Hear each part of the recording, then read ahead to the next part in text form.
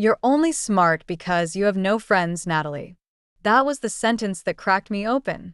It wasn't whispered behind my back or muttered in frustration. My mother said it loud and clear, while pouring a second glass of champagne at my cousin's engagement party. Her voice floated casually above the clinking glasses and soft jazz. I was standing 3 feet away, holding the tray of hors d'oeuvres I'd helped prepare. She didn't know I heard. Or maybe she did. I'm not sure which is worse. I'm Natalie Carter. I'm 23 years old, and the day I graduated summa cum laude with 3 departmental awards should have been the proudest moment of my life. Instead, it was the day I realized the truth I'd spent my whole life trying not to see. That I wasn't the overlooked child by accident. I was overlooked on purpose. Before I tell you how that speech shook the room and made my sister sob into her satin clutch, let me know where you're watching from and hit that subscribe button. If you've ever been the other daughter, this story is for you. Growing up in the Carter household felt like living in a silent competition I never signed up for. My mother, Elaine, was a boutique event planner with an Instagram-perfect life and a wardrobe full of pastels. My father, Charles, was a semi-retired executive with a library full of biographies and a golf calendar booked through the next year. My younger sister, Madeline, 2 years my junior, was their golden child. From the moment she could twirl in a tutu, my parents decided she was the star of our family. And me? I was the responsible one. The academic. The girl who didn't need praise because supposedly achievement was its own reward. Except it wasn't. When I got into the state's top science magnet program in 9th grade, my parents didn't come to orientation. It's just a formality, my mom said. We'll celebrate with dinner next weekend. That dinner never happened. When Madeline made it to the finals of her high school's modeling showcase, they took the entire week off to help her prep, shop, and rehearse poses. At first, I tried to rationalize it. Madeline needed more help.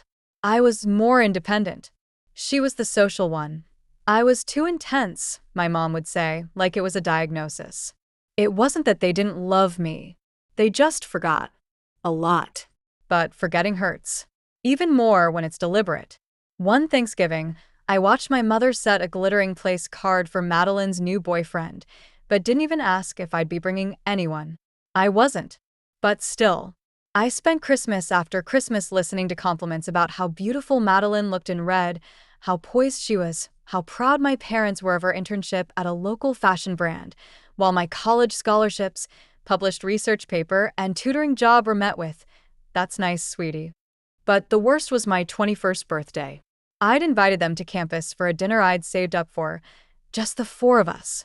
I had picked the restaurant, made the reservation, and even bought my own cake because I knew my mom would forget to ask. They never showed. No call, no text. The next morning, I saw the photos. My mother and sister at a rooftop wine tasting, captioned "Spontaneous Girls' Night." When I asked her why they didn't come, she shrugged. Oh, was that this weekend? I never forgot again. College was where I learned to build a world of my own. I met Tara, my roommate who became my safe haven, and Professor Luis, who told me my research on microplastic ingestion in coastal ecosystems could change real lives. Don't let the silence from home silence your work, he said. So I poured myself into my studies. I graduated a semester early and returned for one final spring to walk with my class. That's when I found out I was selected to be commencement speaker. The speech was supposed to be about the future, our potential, our dreams. But all I could think about was the past. And how my biggest accomplishment yet was about to be met with another round of empty chairs. 3 weeks before graduation, I called home. "Hey, Mom," I said. "I wanted to tell you personally. I was chosen to give the commencement address." There was a pause on the other end. Then, "Oh? That's that school speech thing, right?" "Yes," I said slowly. "I'll be speaking in front of the entire graduating class and their families. I thought maybe you and Dad and Madeline could come?" There was another long pause. Then, "We'll see. Madeline's working on her new social media campaign, and your father has been dealing with a lot of back pain lately. But we'll try." I hung up, staring at my phone for a long time.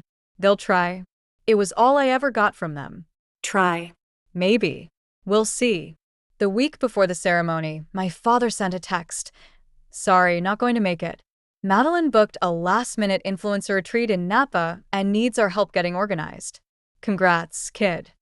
I didn't cry. I didn't scream. I just sat on the edge of my bed, feeling the weight of 23 years settle on my shoulders like wet concrete. Tara walked in, took one look at my face, and said, "What did they do this time?" "They're not coming," I said. Again. She didn't say anything, just sat beside me and handed me a piece of paper. "Then maybe it's time to stop writing that speech for them. Write one for yourself." That night, I opened my laptop and deleted everything I had written. I wrote about being the child who's told to be grateful because she's smart, while the pretty one is showered in praise.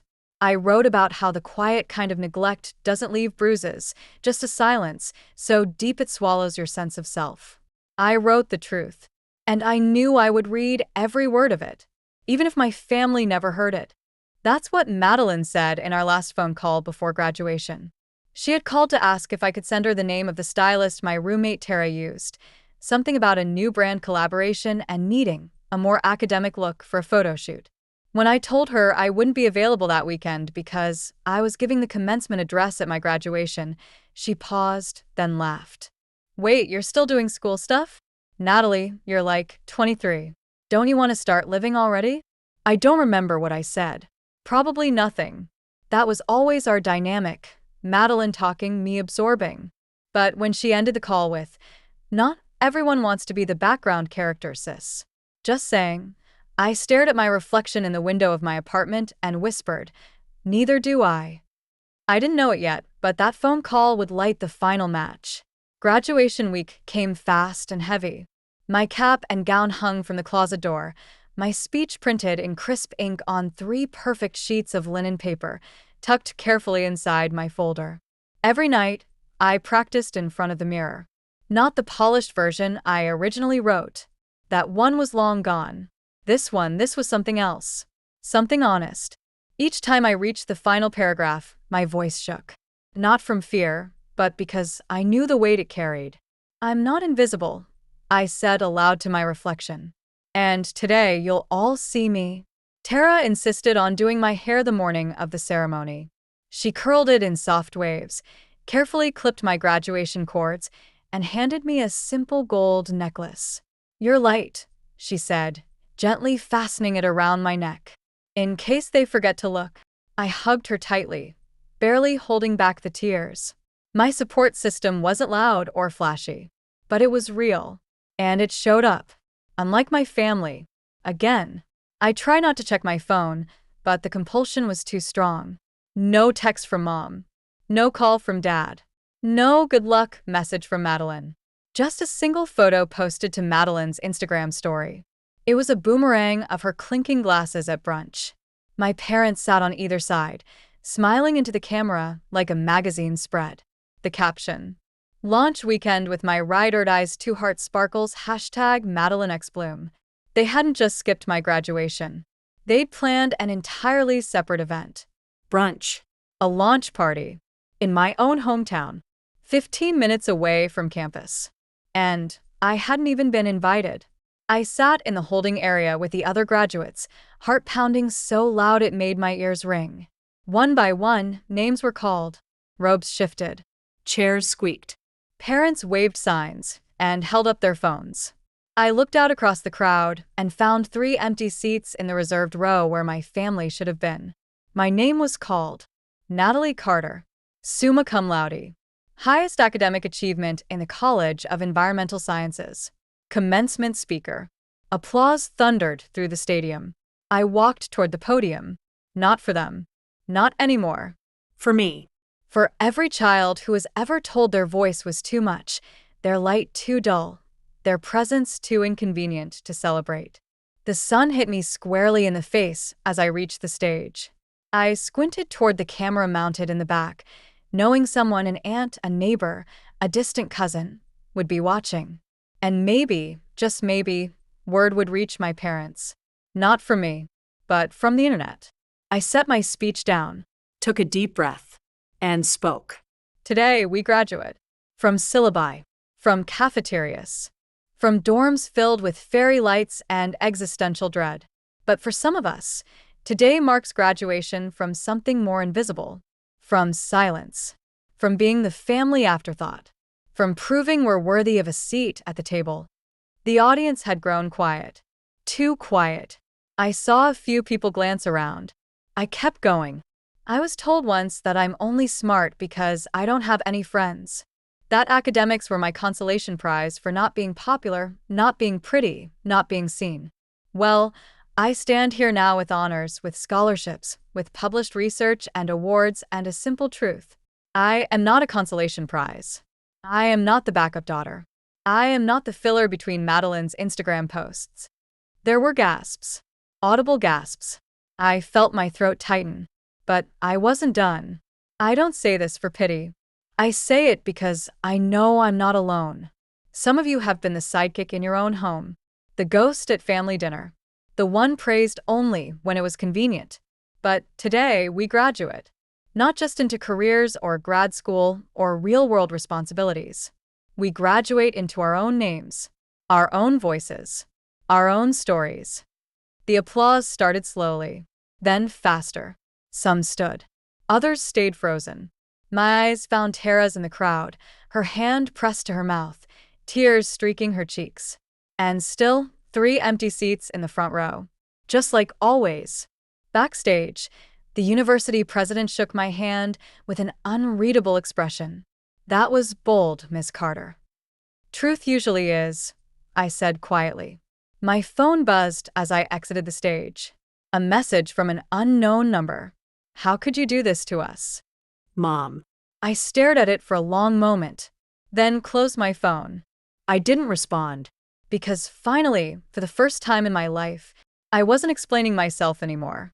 That was the first line of the voicemail my mom left me. Not "we're proud of you." Not "congratulations." Not even "we're hurt." You humiliated this family, and you humiliated your sister. Her voice, normally so poised, was tight with anger. I could almost see her, lips pressed thin, hand on her hip, pacing across the white marble tiles of our kitchen. I had to pull 3 sponsorship deals, she continued. Do you even care what that speech did to Madeline's image? Madeline's image. That was the concern. Not the fact that their oldest daughter had just given a nationally streamed graduation speech that half the student body was now quoting on Instagram. Not that I had graduated with honors and given a voice to students who had spent years swallowing silence. No. The issue was that my truth had messed with their aesthetic, their curated brand. I played the voicemail 3 times. Not because I needed to hear it again, but because I couldn't believe it was real. Then I laughed. Sharp, bitter, hollow. Because of course. Of course it wasn't about me. It never had been. By the time I made it back to my apartment, Tara had already printed out a still frame from the live stream, me at the podium, eyes locked on the crowd, fists gripping the edges of my folder. She'd written underneath in purple Sharpie, "This one's for you, Natalie." It was taped above our microwave by the time I walked in. I cried so hard I smudged my eyeliner, she said, wrapping me in a hug. You were magnificent. I wanted to believe her, wanted to bask in the afterglow. But the voice in my head, the one that sounded a lot like my mother, was already whispering. You went too far. You're dramatic. You made a scene. That night, as I was halfway through a microwaved quesadilla, Madeline called. I stared at her name on the screen for a full 10 seconds before answering. Hey. What the hell, Natalie? She snapped, skipping past greetings entirely. Hi to you, too. I replied, keeping my voice flat. You couldn't just let me have this weekend, could you? She continued. I was launching a brand. Do you even understand what kind of damage your little soapbox moment caused? I stood slowly, walking into my bedroom to get away from Tara, who was pretending not to listen from the couch. My soapbox moment, I repeated. You mean my valedictorian speech? At my own graduation? You name-dropped me in front of thousands of people. I didn't say your name once, Madeline. Oh, come on. Everyone knows who you were talking about. There was a long pause. The kind that stretches silence so thin, you can hear every unspoken word through it. You embarrass me, she finally said, softer now. And Mom cried. All weekend. I closed my eyes. I cried too, Mads, I said. When I realized that once again, you were the only one they showed up for. The phone stayed silent after that. She didn't hang up, but she didn't speak either. So I did. You got to be the golden child. The one they cleared their schedules for. The one they canceled on me to support. I took a shaky breath. All I ever wanted was to be seen. Not instead of you. Alongside you. More silence. Then, just as I was about to hang up, I didn't ask for that, she whispered. You know that, right? I never asked to be the favorite. I sat down on my bed, stunned. I know, I said after a moment. But it doesn't make it hurt less. The next day, the speech went viral. I don't know who clipped it or where it started, but within 48 hours, my inbox was flooded. Hundreds of messages from strangers. Some long, some short. All of them saying the same thing. Thank you. A teacher from Iowa wrote, You spoke what my students feel but can't articulate. A woman from Texas said, I was always my family's invisible daughter. Today, I feel seen. Even a retired professor from London emailed to say, You reminded me of my worth at 73 years old. Tara printed out the most powerful ones and taped them across our kitchen wall. You're a voice now, she said. Use it. But even in the midst of the praise, I knew the reckoning wasn't over. Because my parents were quiet. Too quiet. And if I'd learned anything in 23 years of being a Carter, it's that silence didn't mean retreat. It meant strategy. On Friday, 5 days after graduation, I got the email. Subject line, meeting request, Carter family discussion. It was from my dad. Just 10 words in the body. We'll be at your apartment at 2 p.m. on Saturday. Be ready. Be ready? It wasn't a request. It was a summons. And I had no idea what they were planning to say. But for the first time in my life, I wasn't afraid of hearing it. Because now I had a voice. And I intended to use it. That was the first thing my father said when he stepped into my apartment. No hello. No congratulations. No, we're proud of you. Just that. He stood in the doorway like he owned the space, one hand still on the doorframe, the other gripping his phone like a weapon. Behind him, my mother entered without looking at me, Chanel sunglasses still perched atop her head, even though we were indoors. She was holding her signature beige clutch like it contained a courtroom deposition. The Carter family had arrived for battle. And I wasn't blinking. Tara wasn't home. She'd gone to her sister's for the weekend after seeing the email. Text me if they turn it into a performance, she'd said. I'll come back and live stream the whole thing. I almost wished she had. Because when I saw the looks on my parents' faces, I knew this wasn't going to be a conversation. This was going to be a cleanup. Let's sit, I said calmly, gesturing to the small living room. They didn't. My father stayed standing, arms crossed. My mother wandered to the bookshelf, scanning my framed photos and awards like she was looking for something to criticize.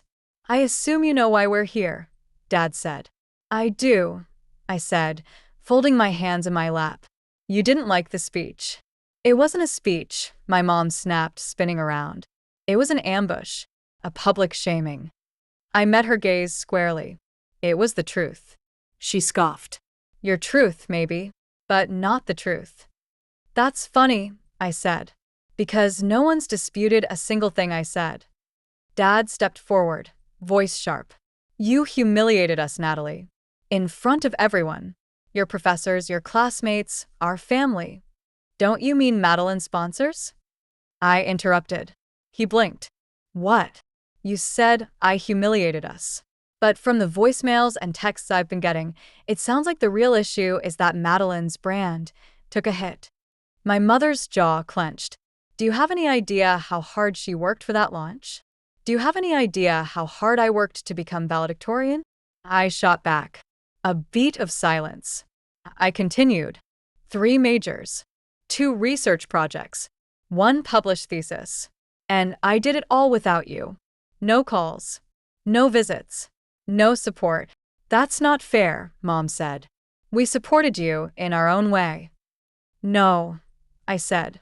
You supported the version of me that was quiet, that didn't make waves, that let Madeline shine while I stood in the corner holding her coat. My father's voice dropped low. You owe this family an apology. I stood up. Tall. Still. Steady. No, I said. You owe me one. My mother stepped forward, arms crossed now, her voice rising. We didn't come here to argue, Natalie. We came here to move past this. But if you're going to keep playing the victim, we can't help you. I laughed. Once. Bitterly. I'm not the victim. I'm the narrator. And this time, I'm finally telling the story. My father shook his head. You've always been dramatic. I turned to him, eyes locked. You've always been silent. He froze. You let Mom steamroll me for years. Let Madeline take every spotlight while I earned everything alone. You never stood up for me. You never asked how I was doing unless it was about grades. That's not true, he said. Name one personal detail you know about me. I replied. One. He opened his mouth. Closed it. I waited. Nothing. Exactly. My mom stepped in, her voice shaking now, the tremble half anger, half something else. You think we didn't love you? You think we didn't try? We just. She stopped. I stared at her. You just what? She looked away. I didn't know how to love you, Natalie, she said quietly. You were difficult. Too intense. You always wanted more. I blinked. More what? More everything. More attention. More fairness. More answers. I couldn't give it to you. So you gave it all to Madeline? She needed it more. No, I said. You needed her to need it more. Because it made you feel necessary. My mother paled. I took a breath, voice shaking now for the first time. I was never difficult. I was just inconvenient. There was a long silence. One that buzzed like electricity behind my eyes. And then my father said something I didn't expect. Why now? I turned to him. What? Why now? Why the speech? Why make it public? Because I'd tried everything else. Because I spent 23 years waiting for you to see me. Because I wanted one moment, just one, where you couldn't ignore what you'd done. Instead of saying all that, I looked him in the eyes and said, because I wanted to tell the truth. And I wasn't sure you'd hear it unless everyone else did. He looked away. My mom reached into her bag and pulled out a small envelope. She placed it on the coffee table like it weighed more than it should. This was supposed to be your graduation gift, she said. We had dinner reservations and everything planned. But you made that impossible. I looked at the envelope. Didn't touch it. Was I ever going to be invited? No answer. Just silence. That same old, echoing silence. They left 10 minutes later. No hugs. No apologies. No real closure. Just a door shutting behind them. I stared at the envelope for a long time after they left. When I finally opened it, I found a handwritten check.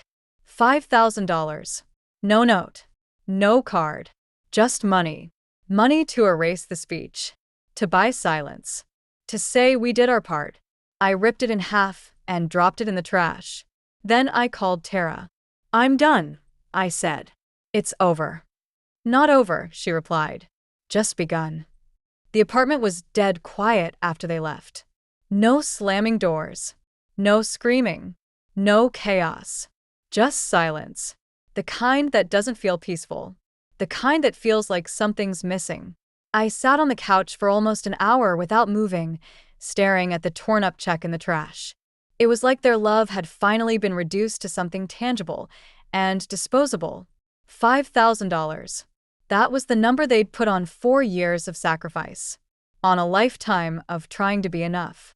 And apparently, it had come with conditions: compliance, silence, gratitude for scraps. Tara came home late that night and found me still sitting in the same spot, now wrapped in a blanket, a half-eaten granola bar in one hand. They came? She asked gently, even though she already knew. I nodded. How bad? I didn't answer. Instead, I whispered. I didn't even cry. Tara sat next to me, resting her head on my shoulder. Because you're finally free, she said. I wanted that to be true. I needed that to be true. But inside me, something still trembled. A piece of me that wasn't ready to accept that even after all this, after the speech, the confrontation, the broken silence, I was still hoping for something from them. A thank you. A sorry. A real hug. Even now, I was still hoping they'd see me. The next morning, I got a text. Madeline, are you free today? I stared at it for a long time. She hadn't called after our parents' visit, hadn't sent a follow-up message about her ruined launch or our phone fight. I debated ignoring her. But something in the simplicity of the message made me pause. After everything, I was still curious, still wondering what she could possibly have to say. We met at a quiet coffee shop near campus. She was already sitting at a back table when I walked in. No makeup, hair in a ponytail, dressed in an oversized hoodie that didn't match her usual curated look. It was the first time in years I'd seen her look human. Not the Madeline of photo ops or party flyers or hashtag styled by Mads. Just my little sister. The kid who used to sneak into my room and ask me to braid her hair while I read novels she thought were boring. Hey, she said. I nodded and sat down. There was a beat of silence. And then she said, I think I always knew. That stopped me. Knew what? She shrugged, picking at the corner of a napkin. That it wasn't fair. How they treated you. How everything was always about me. My throat tightened. Then why didn't you say anything? She looked up, eyes glassy. Because I was scared, she admitted. Scared that if I acknowledged it, I'd lose them. Madeline blinked quickly, wiping at her mascara-less eyes. They made me feel like being the favorite was all I had. Like if I wasn't perfect, I'd be nothing. I leaned back in my chair, stunned. This wasn't the girl who'd called me a background character last week. This wasn't the girl who'd launched a brand while skipping my graduation. This was someone else. I thought you liked the attention, I said quietly. I did, she said. Until I realized it was conditional. She looked up, and for the first time, there was no competition in her eyes. No smugness. Just sadness. They don't love us the same, Nat. But they don't love me unconditionally either. They love the version of me that helps them feel important. That looks good in photos. That plays the role. A pause. And I'm tired of playing her. I didn't know what to say. So I said the only thing I could. Me too. We sat there in silence for a long time. Two sisters. Two survivors of the same house with different kinds of damage. Then she reached into her bag and pulled something out. It was a photo. Us, ages 6 and 4, sitting on the lawn in matching sundresses. I was reading a book. She was holding a popsicle. I'd written our names on the back in clumsy purple crayon. I found this in one of Mom's old boxes, she said. Thought you might want it. I stared at the photo. It hurt to look at. And yet it also felt like a small gift. A reminder that there was a time before the hierarchy. Before we were cast in roles neither of us had chosen. Later that day, we walked through campus together. People kept recognizing me, students, faculty, even someone's mom who'd watched the speech online. You're that graduation girl, they said. The one who called out her parents. Madeline looked startled the first few times. Then she started stepping back, letting me have the moment. Quiet. Supportive. At one point, she leaned over and whispered, I never realized how much it sucks to be invisible until I tried making myself small on purpose. I smiled. Welcome to the understudy life. She laughed. And it wasn't fake. Before we parted ways, she turned to me and said, If you ever write a book about all this, don't leave me out. I raised an eyebrow. You sure? Might not be flattering. I don't care, she said. I'd rather be real than perfect. It was the most honest thing I'd ever heard her say. That night, I dug the photo out of my purse and tacked it to the bulletin board above my desk. Then I opened a fresh Word document and typed. Chapter 1. I was raised in a house of mirrors. And for the first time in my life, I didn't write for a grade. I wrote for me. That's what the email said. It came from a national nonprofit called the Scene Project, an organization that supported young women overcoming emotional abuse, toxic family dynamics, and invisibility inside their own homes. The subject line. Natalie Carter. Your speech changed lives. I sat in bed that morning, phone balanced on my knees, rereading the message over and over again. They wanted me to be the keynote speaker at their fall fundraiser gala. They offered a stipend, a travel package, a press interview. But what really stopped me cold were the last 3 sentences. Your graduation speech reached over 4 million people in under 10 days. It opened doors for conversations we've been trying to start for years. We'd like you to be the face of it. The face of what? Survivorship? Resilience? Family shame on display for other people's healing? I stared at the screen for a long time, pulse pounding. Tara, ever intuitive, peeked her head around the door. What's up? I turned the screen toward her. She let out a low whistle. Well, damn. Then, that's amazing, Nat. Is it? I asked. She sat beside me, nodding slowly. I think so. But only if you're ready for people to know you're more than that speech. If you're ready for them to know all of you. That sentence stuck with me for days. Because the attention came fast after that. The video was now featured on several media sites with headlines like, Graduation Girl Calls Out Parents in Viral Mic Drop Moment. The Invisible Daughter Who Spoke for Millions. Valedictorian Goes Off Script, Exposes Family at Commencement. Some praised me. Others called me self-indulgent. A few accused me of manufacturing drama. One comment said, maybe she should have just gone to therapy instead of a podium. Another, every family has problems. Doesn't mean you air them out like dirty laundry on stage. I stopped reading after that. Because no one tells boys who win trophies not to hold them high. But girls who name their pain were expected to whisper. The first time I saw my parents' names in an article, I felt sick. It was a think piece titled, What Happens When the Golden Child Isn't the One Who Shines? It didn't use real names, but it didn't need to. The internet had already done the math. Comments speculated about who they were, where they worked, if Madeline's brand would collapse. That wasn't what I wanted. I never meant to ruin them. I just wanted to be free. Madeline texted me late one night. Mom hasn't been out of bed in 2 days. Dad's threatening to sue one of the websites. I stared at the message, unsure how to respond. Guilt twisted in my stomach, even though I knew I had spoken the truth. I called her. You okay? I asked. Yeah, she said. But they're not. Did they ever apologize? She was quiet. No, she said. But they're finally listening. That weekend, I met Professor Luis for coffee, my senior thesis advisor, and one of the first adults who ever told me I didn't have to earn visibility through perfection. He set his latte down, eyes warm but concerned. How are you holding up with all of this? I don't know, I admitted.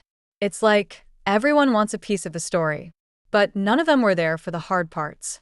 For the quiet, empty dinners, the missed birthdays, the long silences. He nodded. That's the curse of surviving and speaking out. Everyone wants the headline, not the history. I swallowed hard. Do you think I did the wrong thing? He looked me dead in the eye. No. I think you did the brave thing. I told the Scene Project yes. I'd speak at the gala. Not because I wanted attention, but because somewhere, some other girl was sitting on her dorm floor with a ribbon of silence wrapped around her chest. And maybe if she heard my story, she'd find the scissors. The next few weeks were a whirlwind. Emails, press kits, requests for interviews. A podcast reached out. A documentary filmmaker left a voicemail. Even a publishing agent slid into my DMs asking if I'd consider a memoir. You have a voice, she said, and people want to follow it. I wasn't sure how I felt about that. Was I a voice now? Or just an echo of a wound people found convenient to quote? I told her I'd think about it. But not everyone was celebrating. At dinner with Madeline one Thursday night, I asked, how are they really doing? She stabbed at her salad. Mom's avoiding every call that isn't from her hairstylist. Dad still acts like it's a PR crisis. Do you regret any of it? I asked. She paused. Then shook her head. I regret that it had to happen that way, she said. But not that it happened. We were quiet for a moment. Then she added, you know what Mom said to me last night? What? She said, maybe Natalie really needed us. And maybe we just didn't see it. My heart stilled. Did she say she was sorry? No, Madeline said. But it's the closest I've heard her get. That night, I walked home alone, pulling my jacket tighter around me as a breeze swept through the street. The city felt different now. Bigger. Brighter. Sharper around the edges. But so did I. Because the girl who once begged for a seat at her own family's table? She was now the one building the table. And she'd already made room for others. That's what she said. My mother, Elaine Carter. We were in the living room of my childhood home, the same space where I learned to tie my shoes, where I sat on the carpet building science fair volcanoes, and where I once cried quietly behind the couch because Madeline had gotten the last piece of birthday cake again. Now, I sat on the edge of the same floral armchair, hands clasped, a folder of printed emails in my bag. She stood by the window, one hand clutching the curtain as if it was the only thing holding her upright. I invited you to talk, she said coolly. Not to accuse. I didn't accuse, I said softly. I spoke. We hadn't spoken face to face since the day she and Dad showed up at my apartment and handed me a check like it was a peace treaty. This time, I had called her. I don't know what possessed me to do it. Maybe it was the upcoming gala. Maybe it was that seeing Madeline change made me believe, foolishly or not, that other things could shift too. She had answered on the second ring. Her voice tight, suspicious, but curious. You want to come home? I want to talk. Now we were here. You always wanted too much, she repeated, not quite meeting my eyes. Too much what? I asked, though I already knew. She shrugged. Attention. Fairness. Apologies. I sat in silence, letting that settle. And you didn't? She flinched. I didn't need it, she said. I had other priorities. I didn't have the luxury of emotional sensitivity. There it was. The old story. Elaine Carter, the self-made woman who overcame her own cold childhood by stuffing every soft thing down and building a fortress out of control and image. You think it's a luxury to want love? I asked. She didn't answer. I was 10, I said quietly. When I got that perfect score on the state math exam, you gave me a handshake, then asked if I could help Madeline with her fractions. That's not true. It is, I said. You just don't remember. Because it didn't matter to you. She turned away, fiddling with the edge of the curtain. And when I got into Northwestern summer program, you scheduled a family vacation the same week. Said we could do the school stuff later. But we never did. My voice cracked now. I watched you take pictures of Madeline at cheer camp while I sat in the car writing my application essays. She didn't move. Do you know how many things you missed? I was busy. No, I said. You were indifferent. That hit. I saw it in the way her fingers twitched. I'm not proud of everything, she said at last. But you don't understand what it's like being a mother. Maybe not, I replied. But I know what it's like being a daughter who never felt chosen. She turned then, finally, her eyes on mine. And for the first time in my life, I saw fear there. Not of me, but of what it meant to admit she might have failed. I wasn't built for a daughter like you, she said. The words stunned me. I didn't know how to parent someone so relentless, so serious, so hungry for something I didn't even have for myself. You mean love? I said. No, she whispered. Security. Identity. I didn't grow up in a house where people told you they were proud.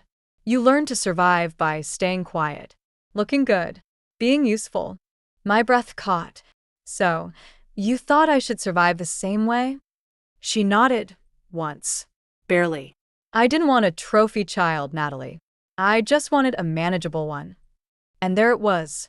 The honest, awful truth. The reason I spent years earning love, like a paycheck I never cashed. Because manageable was more important than remarkable. Silence more important than substance. We sat there, the air thick with every unspoken moment between us. Finally, I asked, do you regret it? She sat down across from me, her knees trembling. For a moment, she looked 10 years older. I regret not knowing better, she said.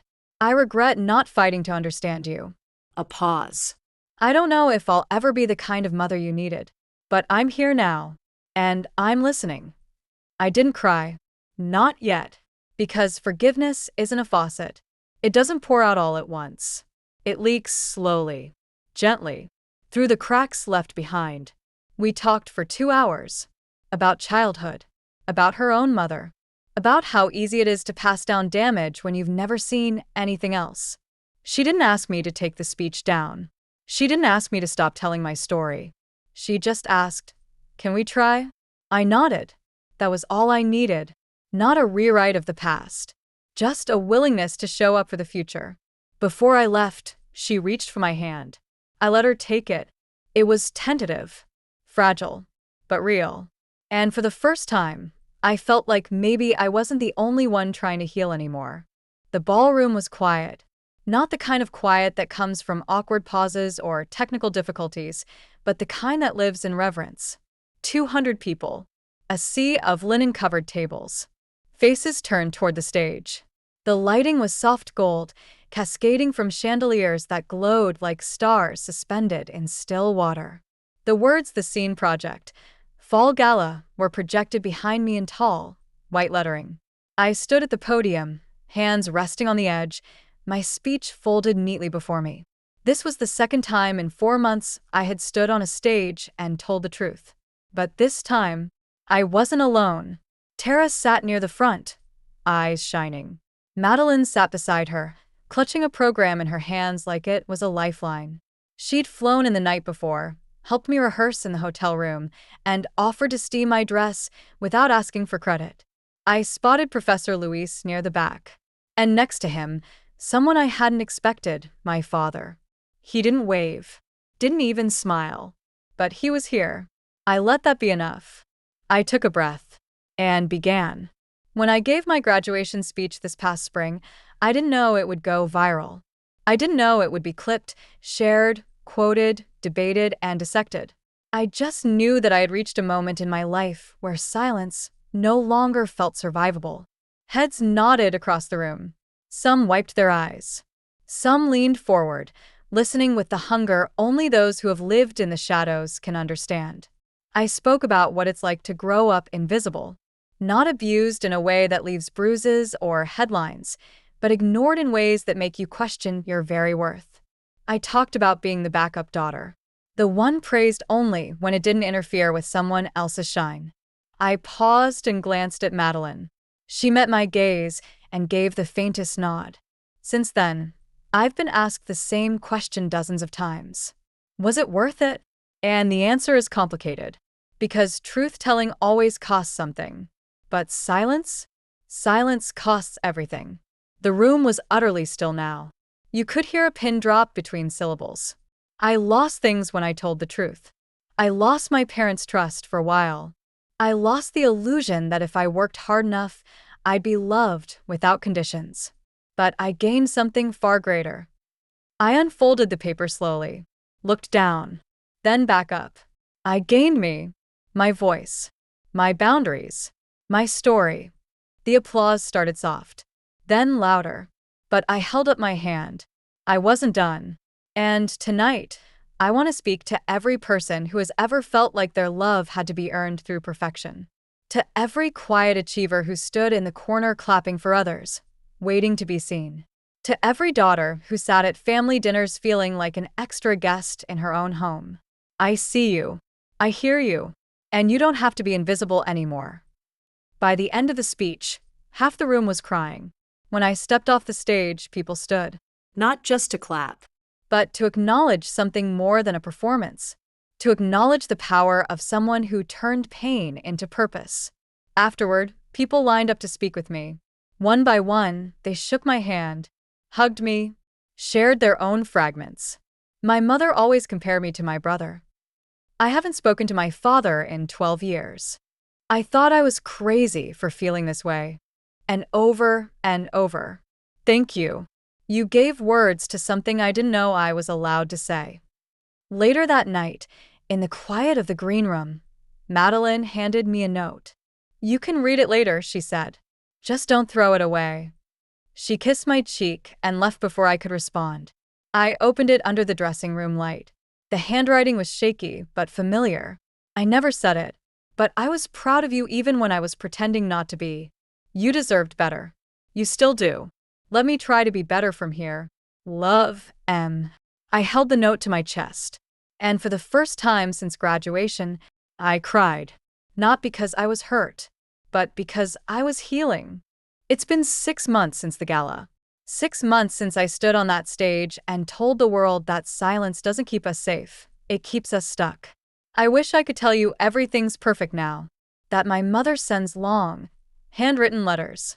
That my father calls to ask how my day was. That Madeline and I are matching tattoo level close. But healing isn't a fairy tale. It's a mosaic. You piece together the shattered parts slowly, sometimes in silence, sometimes through tears, and sometimes through tiny, surprising moments of grace. The first time my mom invited me to lunch, I expected another tense performance. But instead, she showed up 15 minutes early, already seated, a copy of my first published op-ed in her hand. I highlighted the parts that hit me, she said, sliding it across the table like it was sacred. I don't need you to be proud of everything I write, I told her gently. She blinked. I know, but I am. It wasn't everything, but it was something. A fragment. And fragments matter. Madeline and I still bicker. She still takes forever to respond to texts and posts way too many #OED selfies. But now, she also sends me screenshots of her therapy takeaways. Like this one. Apparently, being the favorite kid doesn't mean you're loved more. It just means you're used differently. We talk once a week. Sometimes more. She's planning to move 2 subway stops closer. We've stopped trying to rewrite our childhood. Instead, we're building something new. Tara still jokes that I'm going to run for office someday. Or start a cult, she added once, grinning. A really emotionally healthy one. She lives with her girlfriend now, a brilliant sociology grad student who cried the first time she read my speech transcript. We host Sunday dinners. Small ones. The kind I always wanted growing up. And every single time, someone brings a dish and a story. No one performs. Everyone is seen. I still write. Not to prove anything. Not for applause. But because I have something to say, and I've finally stopped waiting for permission. My upcoming book, The Backup Daughter, comes out next year. My editor says pre-orders are already ahead of projections. I don't care about the numbers. I care that one girl in one town might read it and whisper, "That's me." Last week, I gave a guest lecture at a local high school. Afterwards, a girl came up to me with a trembling voice and said, "My parents only ever show up when my little brother's involved. I thought it was just me.